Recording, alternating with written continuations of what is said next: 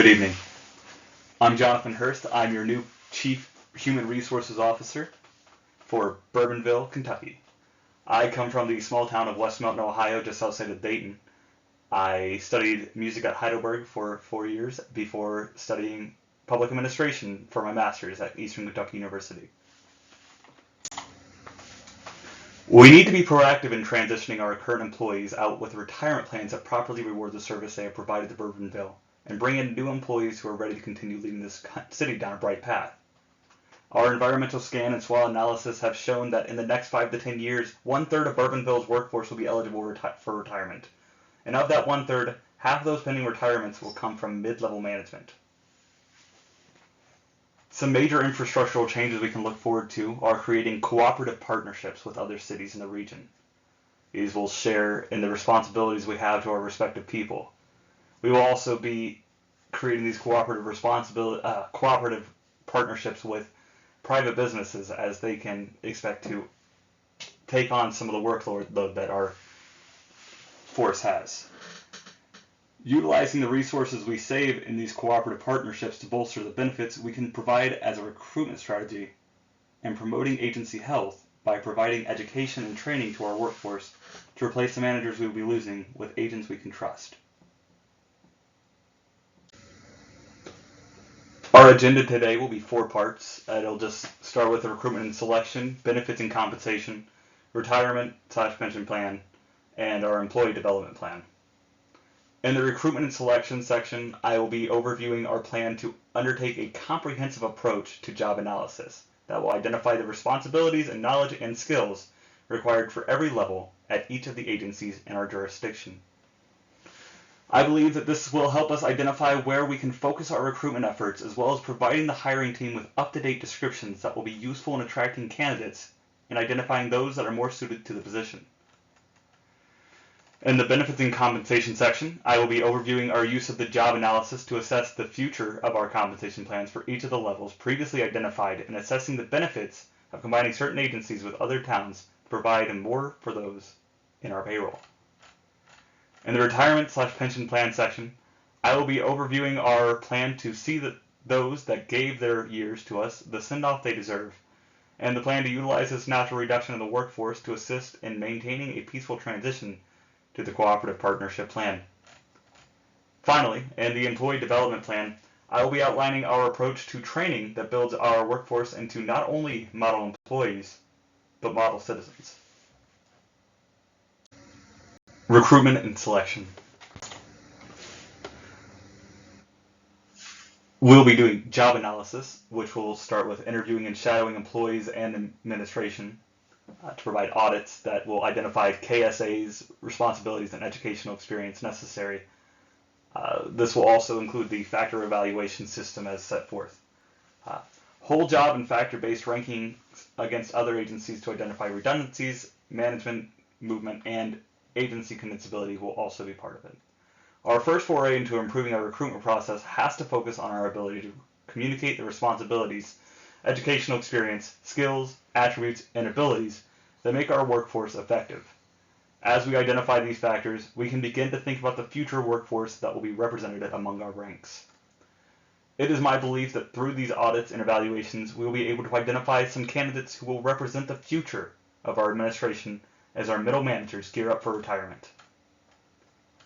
The purpose of our whole job and factor-based rankings is to start looking ahead to entertaining some cooperative partnerships with our neighboring cities, such as combining utilities such as sanitation and water treatment as we find available human capital, and local businesses, identifying contractors to perform a few of our services to allow us to cross-train agency employees as they are willing, and obviously free up our ability to work on more pertinent stuff. Website design. Our website needs to be the first line of outreach we have available, both for recruitment and for showcasing the work the city is doing for its people. The moment we are sure of an upcoming opening in an agency, we should have a job posting sent to Kentucky's e-government website that includes the job descriptions we will have obtained from the upcoming job analysis. Our focus in the meantime should be on making the website a living, breathing member of our administration. To keep our job descriptions accurate enough to be worth our time, we should open a suggestion box for employees and administrators to identify mistakes and changes over time. Though I am aware that it is unlikely many will keep up with the website, so quarterly update requests may be a task we ask of managers. Our website also needs to be more attractive to viewers and job seekers. So we need to be able to identify areas where the website could use just some sprucing, you know? It doesn't always have to be stuff that's very specific to our knowledge and efforts. It should sometimes just be what looks good. Promoting our image. This includes outreach programs such as government days and implementing diversity training to promote public service. The website acts as the informational hub of our current work and previous accomplishments. To complement this, we need to identify actions we can take in the community to put a friendly face on the tax collectors. My interest in public service began as early as elementary school class field trips. Of course, the firehouse was a hit with the students, but a chance to see the inside of an ambulance, that obviously didn't require a serious medical emergency, and a visit to the water sanitation station were valuable lessons that helped reinforce the purpose of work that helps others.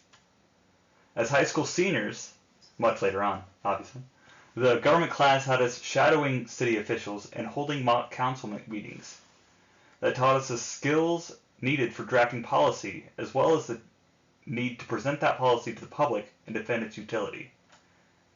We then returned once again during graduation to visit the fire station, emergency medical services, water sanitation, parks and recreation, and even the road department to see the responsibilities that make their jobs necessary. We can reinforce this image among our ranks by implementing diversity training that teaches our workforce to understand cultural differences among the people we represent and better care for our community. It is one part of reinforcing that public service motivation by showing that our people work here because we all love this town and we want to see it prosper.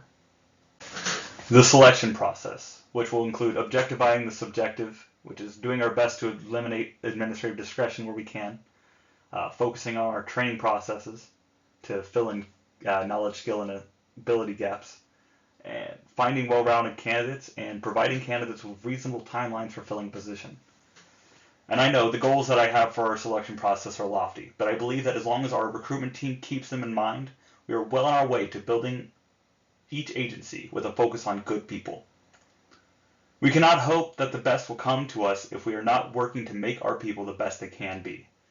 If we take on a strategy of incorporation in our selection, we are going to start with finding the candidates that are best going to complement and complete the workforce we have.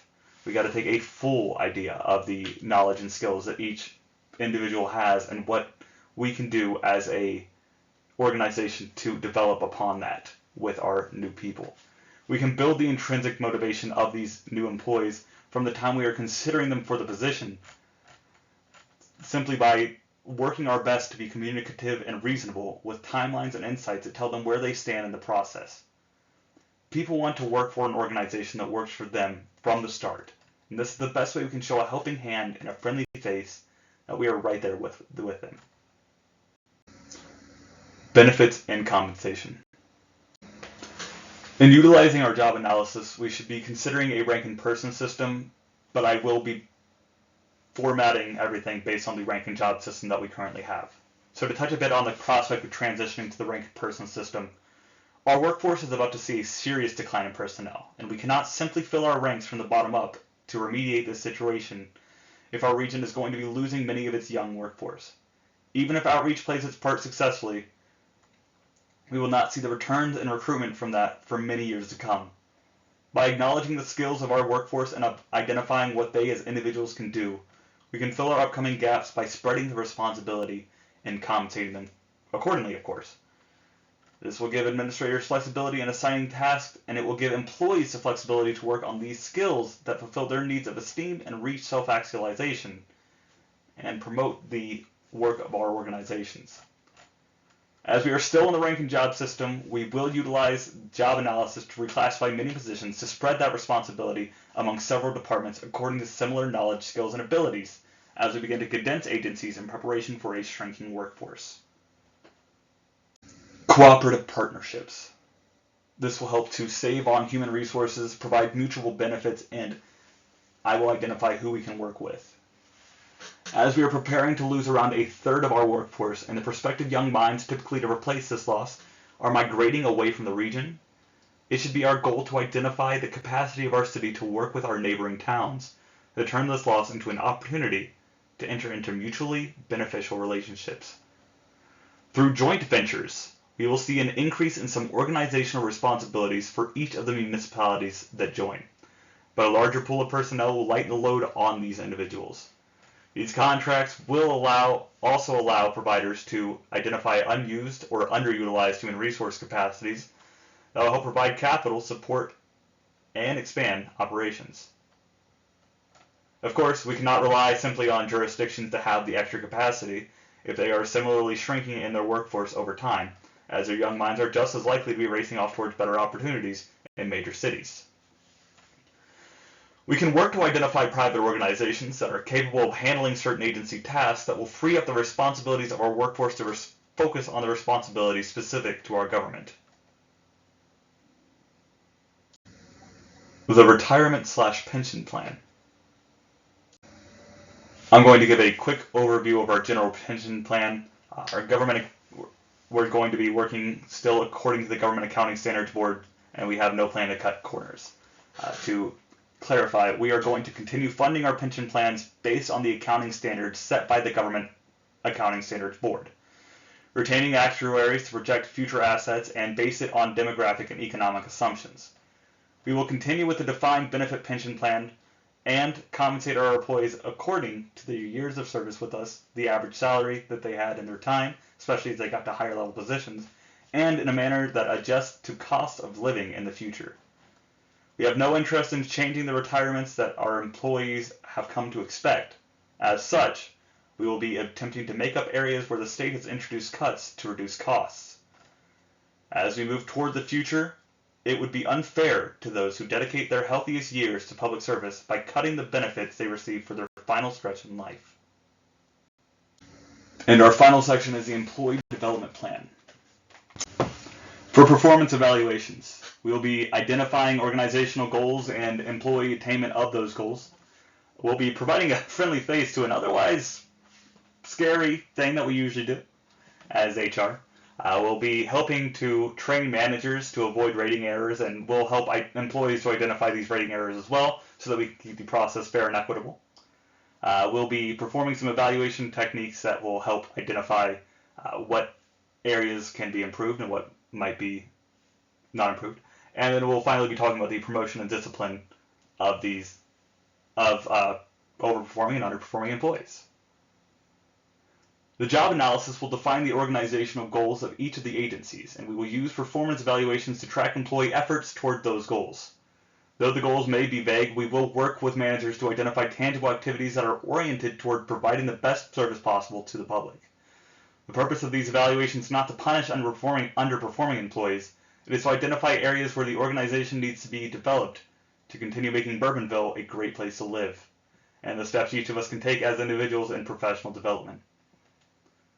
We are going to start implementing training for all public employees to identify common rater errors, such as central, strict, and lenient tendencies, or basing the standards on the reflections of the rater's knowledge, skills, and abilities, and hopefully avoid making those errors in the future.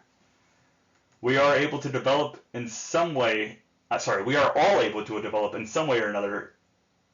So beyond supervisor appraisals, we'll also be implementing peer, self, and even subordinate appraisals in an attempt to make our evaluations as objective as possible and to get the evaluations out to identify the skills and abilities of all of our employees, including administration.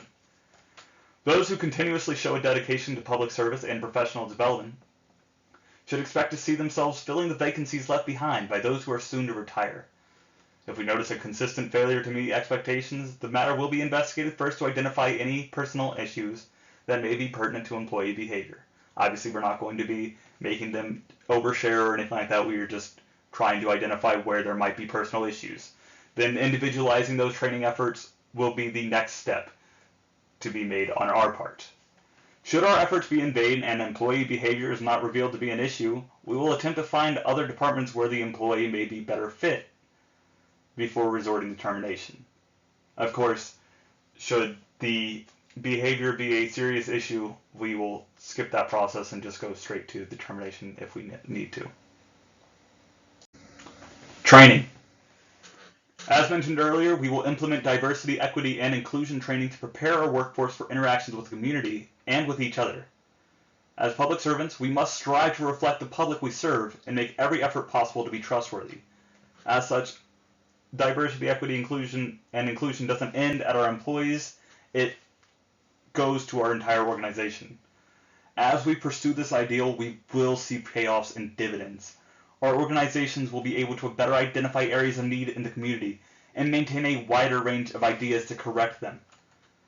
To develop knowledge, skills, and abilities in our workforce, we will take a multifaceted approach based on pedagogical methods that identify the educational needs of employees as individuals. This includes learning style assessments, practical application, and formulative identification as training continues. We cannot reasonably expect someone to gather and maintain the knowledge, skills, and abilities necessary to perform their job functions in one session. So we will implement weekly training to reinforce and develop our workforce over time for those that are tenured or long-standing. Obviously, new employees who are coming in are going to receive a much more structured and straight along the lines of a week-long training session area. As we identify employees who are demonstrating a mindset dedicated to public service, we will do everything possible to empower them as individuals. This includes supporting their efforts to obtain the necessary degrees, certifications, and professional development necessary to bridge the gap of qualifications that we require for our administrators.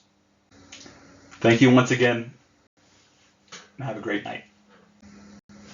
And the references.